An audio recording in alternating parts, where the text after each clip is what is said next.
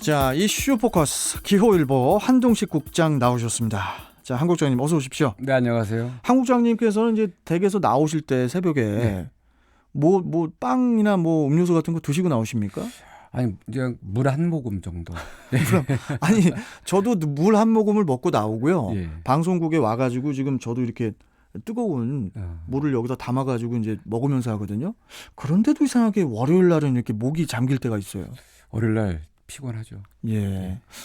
아무튼 목 관리 잘하겠습니다. 네. 예. 자, 이제 좀 본론으로 들어가서 최근에 그 중국 어선들이 이제 출몰을 하면서 당국이 이제 골머리를 앓고 있다고 하는데요. 자, 중국 어선 얘기가 이제 또 나옵니다. 네, 나올 때가 또 됐습니다. 예, 지금 뭐 어느 정도 상황인가요?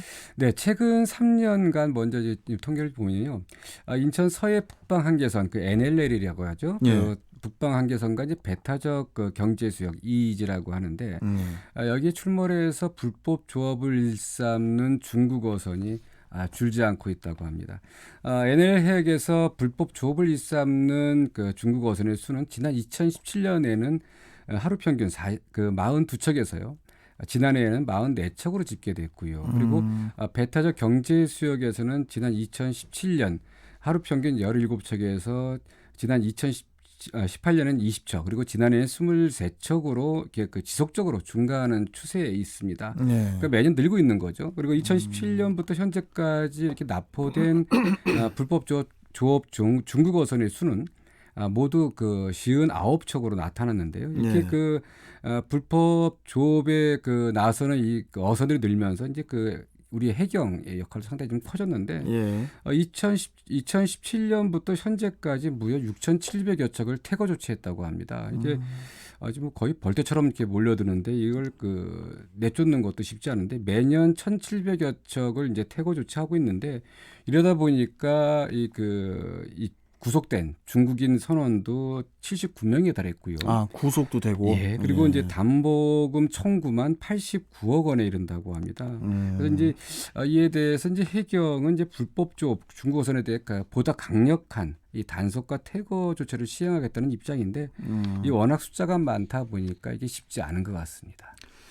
중국 어선의 불법 조업이 이제 인천 서해 북방 한계선 즉 NLL하고 또 배타적 경제 수역에만 그치는 것이 아니고 서해 전체적으로 지금 매우 심각한 것 같은데요.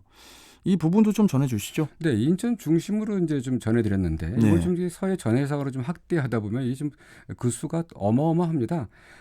우리나라는 아무래도 이제 중국과 마주보는 그런 상황이다 보니까 이쪽 이 서해안 쪽이요. 네. 그러니까 중국 어선들의 그 출몰이 특히 심한데요. 그러니까 중국 어선들의 출항지를 보면 이제 알 수 있듯이 그러니까 주로 이제 이들은 이제 산둥성과 랴오닝성 이게 이쪽에서 나오고 있는데 해경청이 그 10월 1일 이달 1일부터 23일까지 지난 금요일까지죠. 이제 집계해 본 그러니까 중국 어선 수가 얼마나 되냐면 그러니까 7,196척인데요. 이들은 이제 이 퇴거시켰다고 합니다. 그러니까 지난해 그 서해에서 그러니까 지난 4년간 이 인천 그 NLL이나 EEZ 이쪽을 통해서 퇴거한 숫자가 4년간 6,700척인데 이에 비하면 어마어마한 거죠.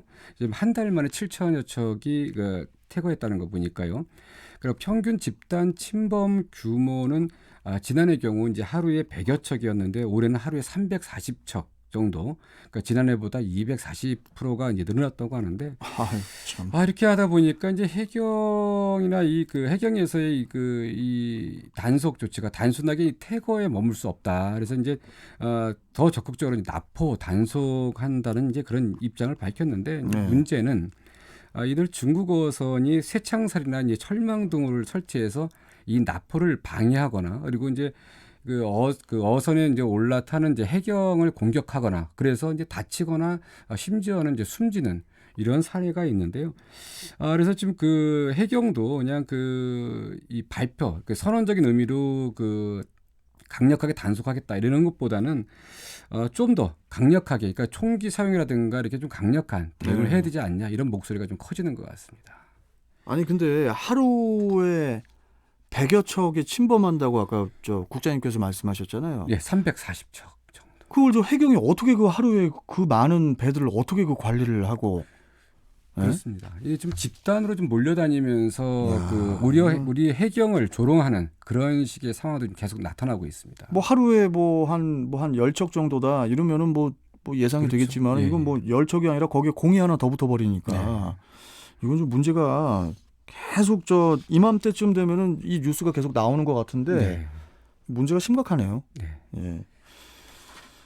자, 그리고 좀 다음 소식을 좀 가볼게요.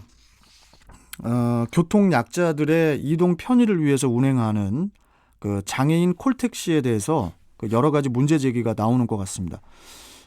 우선 그 다른 지역에 비해서 그 장애인 콜택시의 그 요금이 비싸다는 그런 지적이 또 나오는 것 같은데요. 네. 어떤 내용인가요?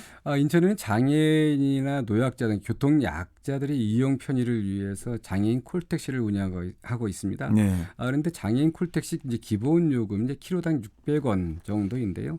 이는 전국 17개 시도 중에 이제 가장 비싸다고 합니다. 인천이 가장 비싸다고요? 예. 전국 평균은 이제 킬로미터당 420원인데요. 이보다 한 180원 정도 비싸고요. 킬로미터당 50원이 제주도와 비교하면 무려 12배 차이가 난다고 합니다. 기본 요금뿐 아니라 이제 초과 요금을 감안해도 그러니까 인천시 장애인 콜택시 이용 요금은 이제 저렴하지 않다고 하는데요. 보통 이제 그 인천 장애인 콜택시 평균 이동 거리가 이제 6.9km 정도라고 하는데 네. 이를 이제 그 다른 특광역시랑 이제 비교해 보니까요. 인천은 한 2,000원 정도의 요금을 지불하고 있는데 서울은 1,780원, 그리고 부산은 1,700원, 그리고 광주는 1,500원, 제주는 1,000원 순으로 인천이 좀 가장 비싸게 나왔다고 하는데 교통 약자들에 대한 이동 편의 이거 좀 상당히 좀 더 신경 써야 되지만 그 이용 요금도 좀 이렇게 좀 조정을 좀 해야 되지 않겠냐 이런 생각이 듭니다. 제주도가 비싸다고 하면 좀 이해가 될 수도 있겠는데 인천이 제일 비싼 이유가 뭔지를 모르겠는데 일단 그리고 이 장애인 콜택시가 그 법정 운행 대수도 부족하다고 하던데요. 이게 이제 그 운행 대수 부족한 게요. 이제 인천시는 기존에 이제 다 운행 대수가 그 법정 그 규정에 맞게끔 돼 있었는데 예. 지난해 이제 그 장애인 등급제가 개편되고 그 시행 규칙, 그 교통 약자 이동 편의 증진법 시행 규칙이 이제 그 개정되면서 지금 현재 인천이 142대, 작년에 이제 142대였는데 이게 이제 252대로 이제 법정 대수가 늘어났습니다. 그러다 보니까 이제 갑자기 늘어나다 보니까 이에 따른 예산이라든가 이런 부분이 따라가지 못하는 부분 때문에 늘어난 거지 인천시가 준비를 안 한 건 아닌데요. 예. 어떻든 이런 증차 부분에 대해서 인천시가 증차를 하려면 이제 당장 예산이 필요한데 이 예산이 한 53억 정도 필요합니다. 그래서 그게 이제 좀 빨리 배정돼야 되는데 이게 아마 2027년 정도나 이게 가능할 거다 이렇게 보여서 예? 2027년이요? 예. 그래서 어쨌든 빠른 어렵네요. 조치가 좀 필요할 것 같은데 시도 좀 고민이 많습니다. 그냥 뭐 느낌상 그냥 7년 후네요. 네, 그렇습니다. 예. 뭐 여하튼 그 장애인분들이 좀 그 편안하게 생활을 할 수 있도록 우리가 좀 더 신경을 써야 될 것 같습니다. 네. 자, 오늘 말씀 잘 들었고요. 내일 또 뵙겠습니다. 국장님 고맙습니다. 네, 감사합니다. 네. 자, 이슈 포커스 기호일보 한동식 국장이었습니다.